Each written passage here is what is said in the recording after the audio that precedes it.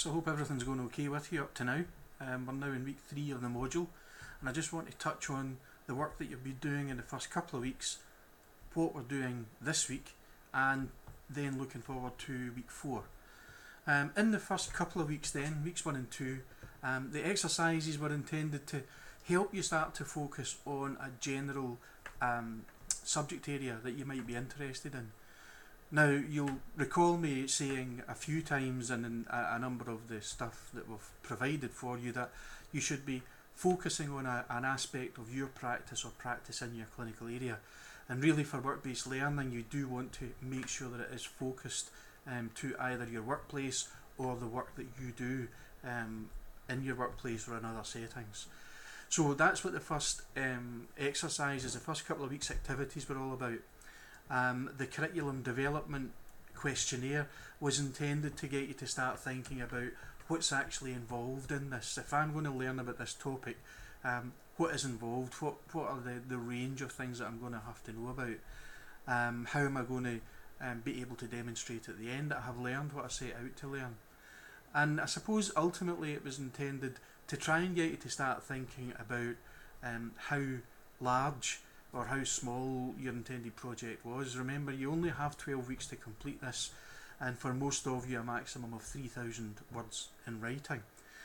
So really it's not going to be a great big project. You're not going to do any world-breaking discoveries. It's really just, the main thing is to focus on an aspect of your work and write critically about it. So that was the first couple of weeks, and I introduced you in the second week to the learning contract and gave some suggestions as to how you might get your head round or understand what the learning contract is all about, why we need one. And essentially it's because in this module there is no content in the module, and you guys are identifying the content that you want to focus on. So that's why we need a learning contract, so that I can help you set outcomes that can be achieved and point you in the right direction so that you're able to achieve all of those by the end of the module when it comes to assessment. This week then in class, in the classroom tutorial, we were focusing on evaluating both you as a learner and the learning environment that you find yourself in. It's important in this type of learning, which is very self-directed, that you identify and evaluate the skills that you have or that you need to develop to become an independent and autonomous learner. You're not going to have the same amount of contact with academic support in this module that you may have had in other modules. I'm still here. You can still email me or telephone me or whatever for some guidance, but you should also have someone in the workplace that you can bounce ideas off. I don't insist on you having a formal supervisor in the workplace, which is a pattern in a lot of work-based learning activities, but there should be someone that you can relate to and someone you can ask questions with. So in week 3 rather, this week we looked at evaluating those skills that we have individually. I'm not going to say any more about that. The exercise is there for you to complete, and please do so as honestly as possible. If you're really struggling with it, please get in touch with me for some clarification or guidance. The second exercise is related to the learning environment, and I would encourage you to consider the learning environment to be more than the university and the clinical area that you're working in. Think about the learning environment as everything that surrounds you during this period of learning. So that would include those physical areas that we've spoken about, but it would also include friends and family, work colleagues, the relations you have, the support that's available to you, attitudes, everything. Think outside the box when it comes to the learning environment. And in the exercise, you're asked to identify positive and negative aspects or factors that might influence a learning environment in a positive and negative sense. Think about all of these things as well. Don't simply think about not having a desk to work at, and think about how maybe attitudes in the workplace might be a negative. Now I've put some suggestions for those in this week's Sway file in week 3. Sway is just the software that we use that you scroll through. So there's some suggestions there as to how you might consider the learning environment. So if you conduct that this week, so that's your evaluation of yourself as an independent learner, and beginning to evaluate the learning environment, but for this week just looking at positive and negative influences.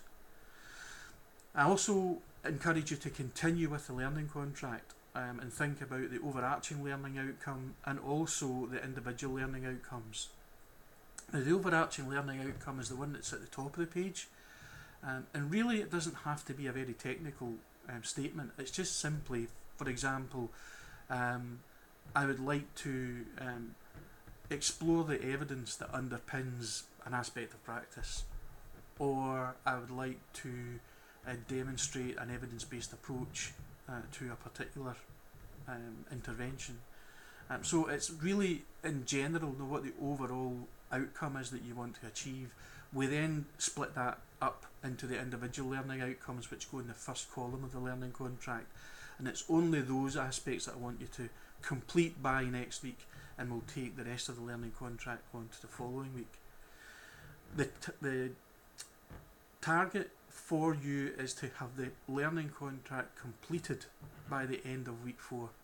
Okay, so that gives you another 11 days, 10 or 11 days that we should complete the learning contract and be absolutely firm on what it is you're going to learn and what the assessment is going to be.